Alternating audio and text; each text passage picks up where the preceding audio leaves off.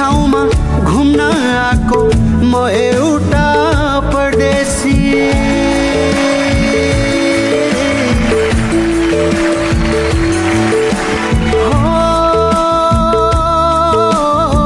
यसै ठाउँमा घुम्न आएको म एउटा परदेशी थाहै नपाई बसेछ माया आकाश भन्दा बेसी थाहै नपाई बसेछ माया आकाश भन्दा बेसी हिउँ